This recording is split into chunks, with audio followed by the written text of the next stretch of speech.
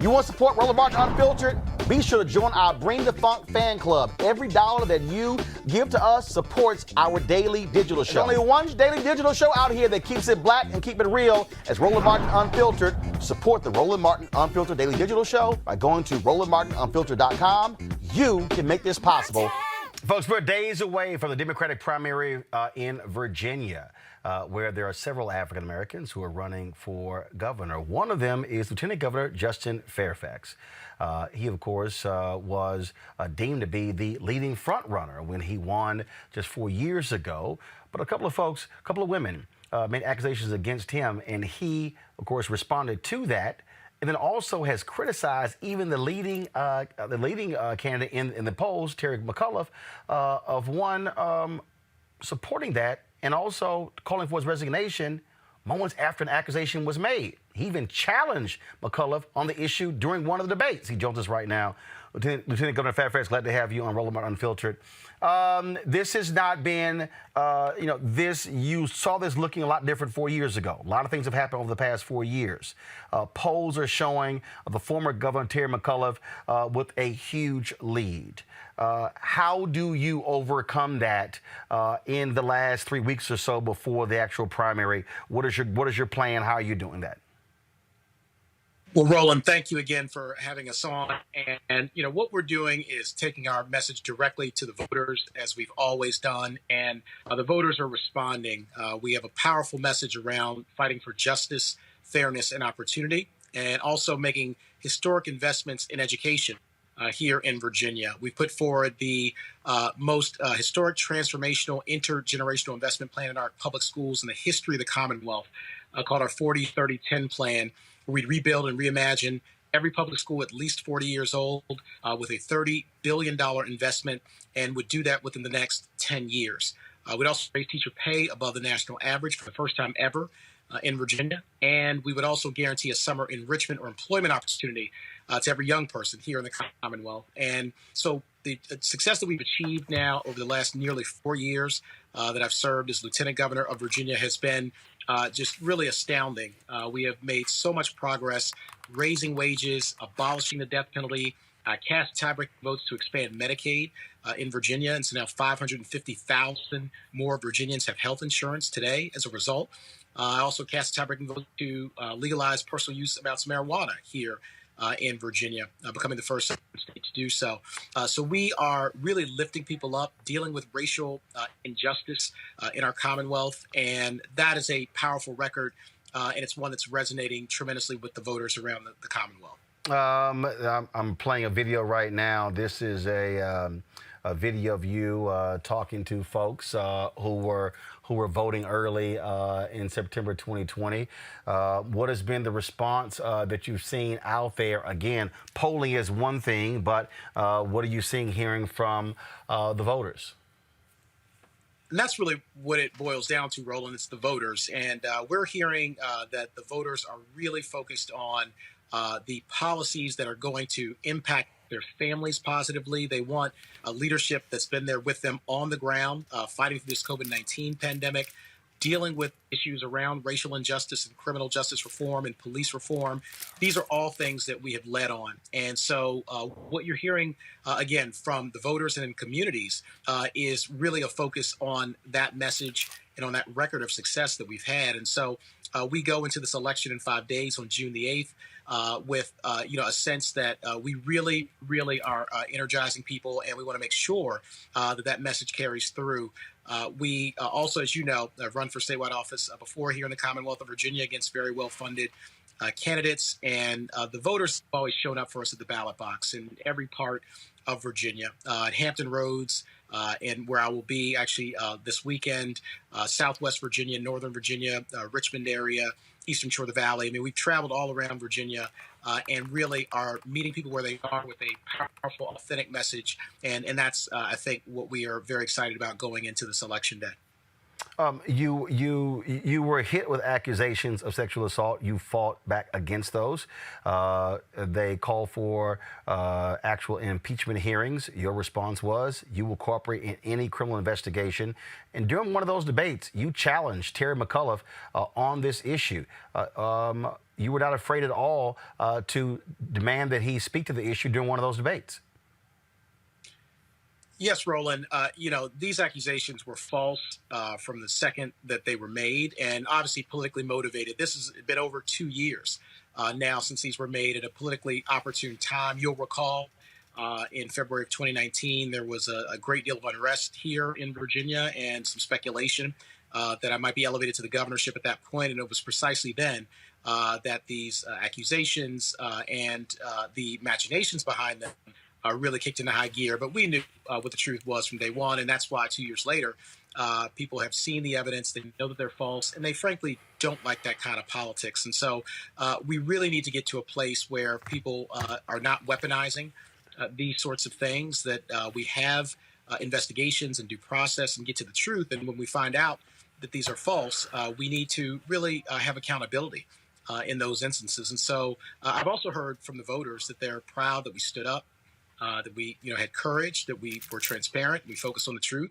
and I think that's really where our politics has to be. It has to be about lifting people up and not tearing people down. And for those who try to engage in that kind of politics for advantage, I think that the voters really do reject that, and that's what I've heard from people on the ground. And so again, we want to make sure that our politics is focused on the 8.5 million Virginians who really need a champion. They need somebody who's fighting for them, who's been there by their side. And as you know, I've done a number of things in the policy realm, but we've also started to change the course of the history of racial oppression here in Virginia.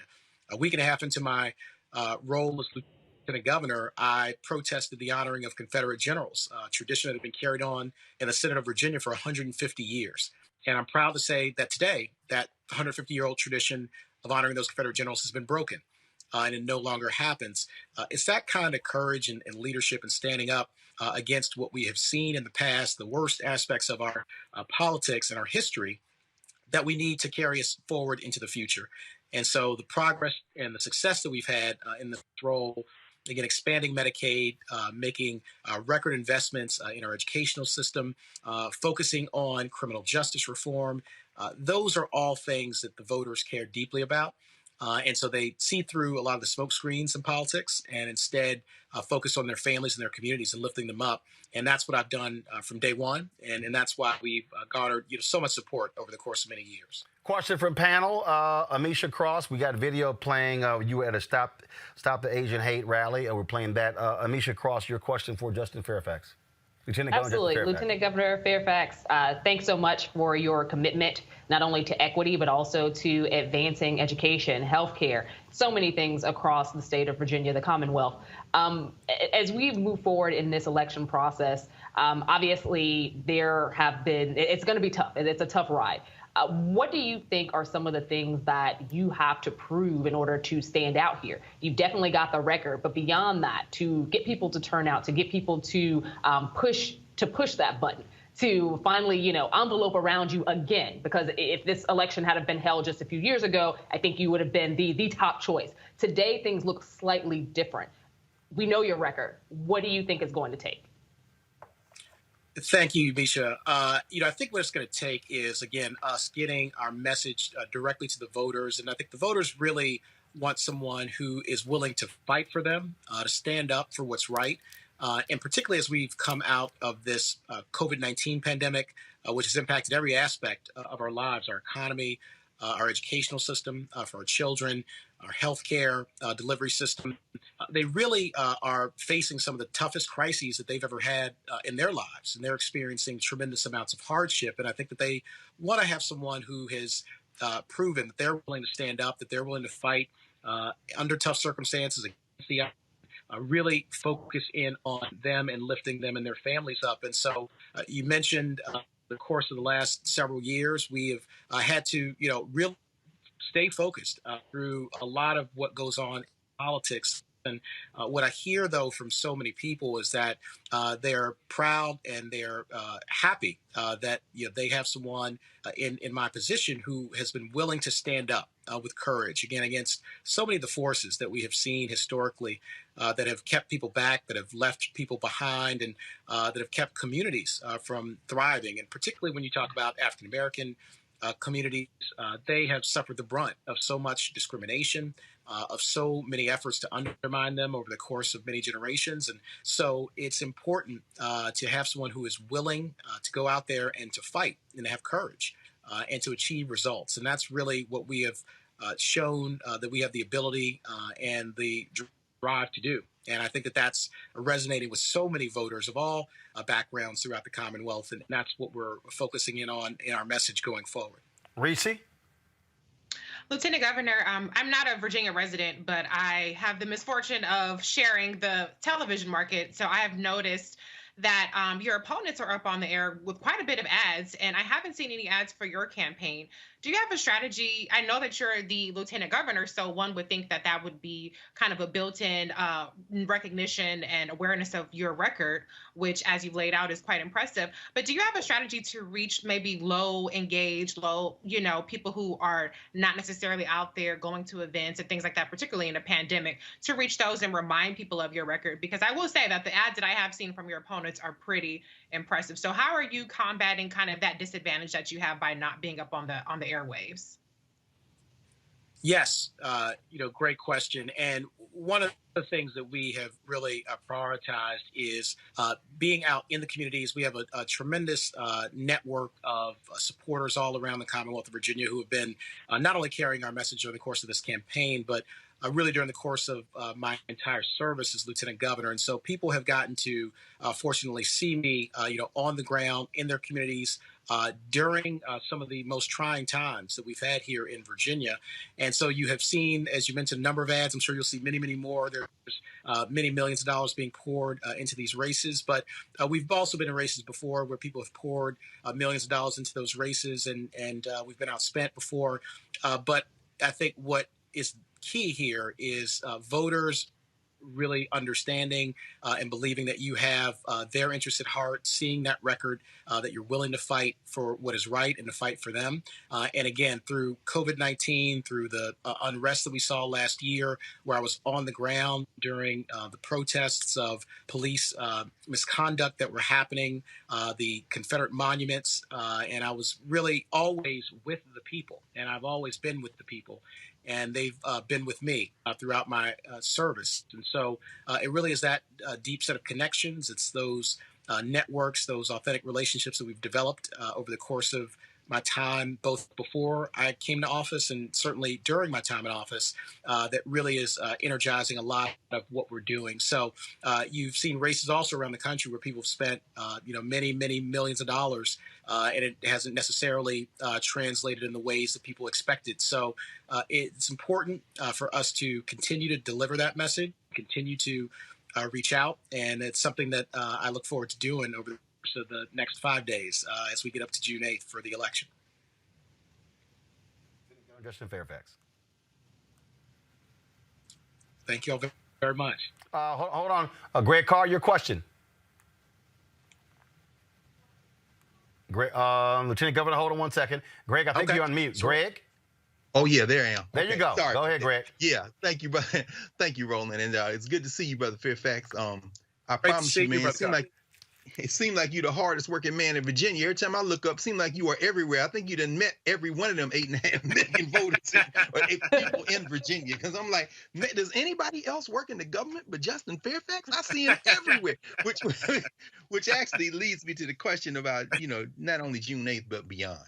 With decades of public service in front of you, still to be lived and done for people.